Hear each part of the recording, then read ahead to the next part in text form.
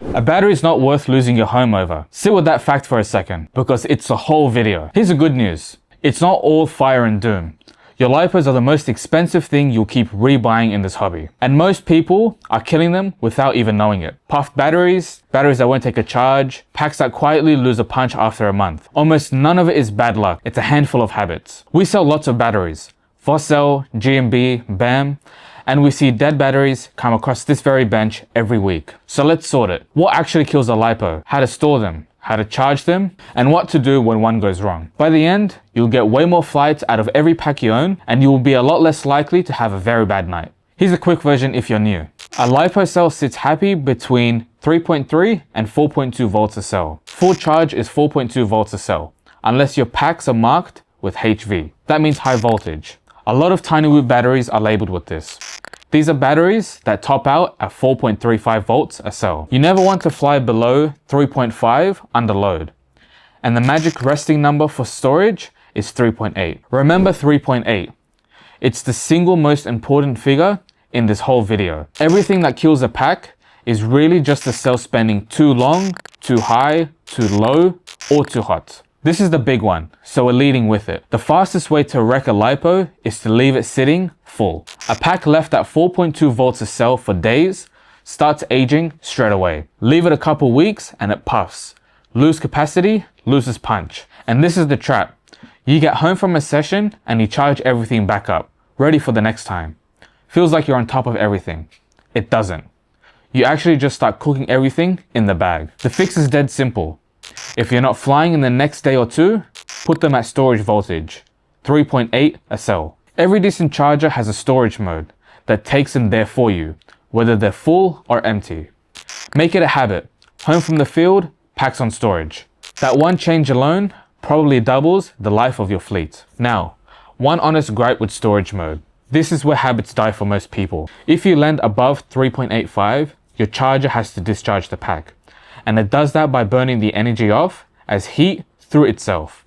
So it's careful and it takes hours. Nobody's sitting through a bag of 6 batteries. So you tell yourself you'll do it tomorrow, and they're still sitting at 4.2 volts. So personally, I use a dedicated discharger. Using a dedicated discharger like the ISDT FD200 gets a pack to storage in under 2 minutes, instead of waiting for hours by using a charger.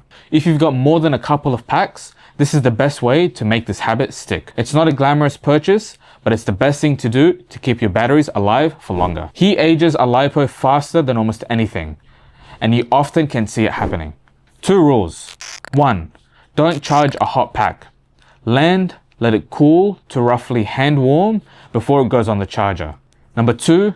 Don't let them bake. A car on a hot summer day is an oven, and a bag full of LiPos in the boot is genuinely how a fire starts and how good packs turn to junk. If a pack comes down hot and puffy after a hard flight, it's telling you that it's giving you more than it wants to give. Size up or ease off the throttle. Charging is where people either play it safe or get burned. And before we touch a single setting, we need to talk about the things that do the charging. The charger. This is the one place in the hobby I tell you not to cheap out. Think about what a charger is actually.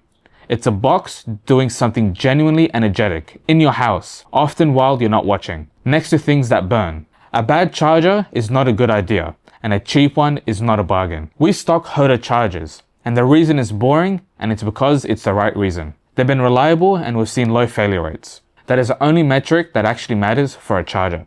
Not the screen, not the spec, it just keeps working, and it never catches on fire. The D6 Ultra from Hoda is one of our most popular. It's a dual channel charger, which means you can charge 2 batteries at once and it'll handle anything you throw at it. Whatever you land on, buy a known brand and buy it once. The phrase to know here is buy once, cry once. And it is the cheapest insurance you can do on the bench.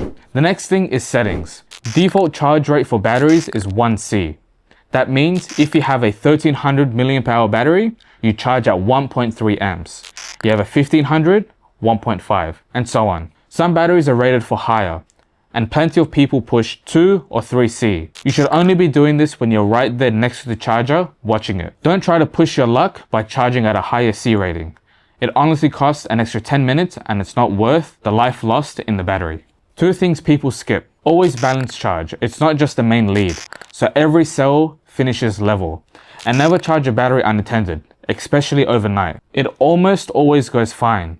And the one time it doesn't, a pack about to go usually has warning signs, like popping, hissing, crackling, or a sweet fruity smell. Any of that, get off the charger and get it outside straight away. Keep a pair of welding or fireplace gloves near your charging station. Flying habits kill packs just as fast as storage habit. Don't fly them flat. Land around 3.5 a cell, around that range. Punch a pack down to 3.0 or below and you've stolen life out of it.